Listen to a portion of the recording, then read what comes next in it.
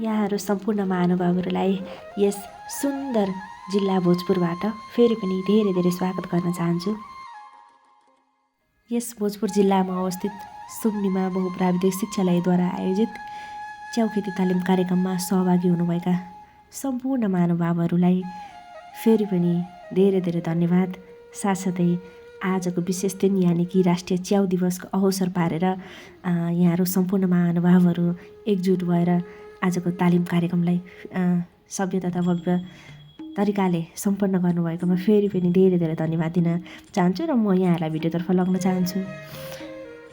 यहाँ जति पनि महानुभावहरू देखिरहनु भएको छ उहाँहरू सम्पूर्ण तालिममा सहभागिता हुनुभएका सहभागी साथीहरू हुनुहुन्छ। उहाँहरू एकदमै मिजासिला अनुहार साथसाथै एकदमै सहयोगी भावना बोकेर आउनुभएका तथा काम गर्न एकदमै स्फूर्त खालको हुनुहुन्छ।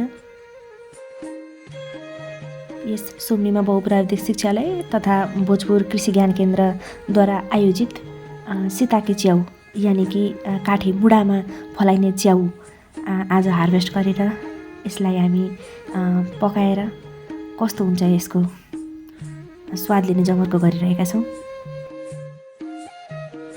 साथै उहाँहरूले लगाउनु भएको कन्या च्याउमा चाहिँ फङ्गस बढ्ने क्रम जारी नै भएकाले र फल्नका लागि अझै निकै समय रहेकाले चाहिँ हामी सीताके च्याउलाई चाहिँ हार्भेस्ट गर्नेतर्फ लाग्दैछौँ।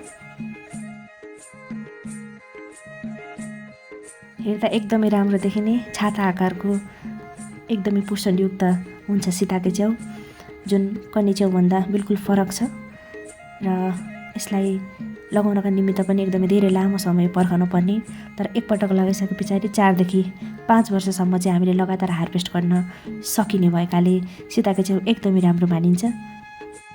साथै कन्या च्याउ चाहिँ एकदमै छोटो समयमा उत्पादन लिन सकिने र सहज तरिकाले बनाउन सकिने भएकाले यसको पनि लोकप्रियता बढेर आएको छ।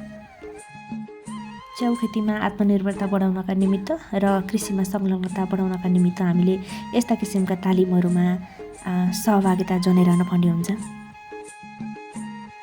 यस किसिमका तालिमले चाहिँ मानिसहरूको ज्ञान र सिपमा विकास हुने कुरा त छँदैछ, यसका अलावा पनि एकअर्का बिचमा सम्मान बढ्ने, सहयोगी भावना बढ्ने, त्यसै गरी सद्भावको भावना जाग्ने भएकाले पनि यो खालको कार्यक्रमहरू एकदमै धेरै लोकप्रिय मानिन्छ।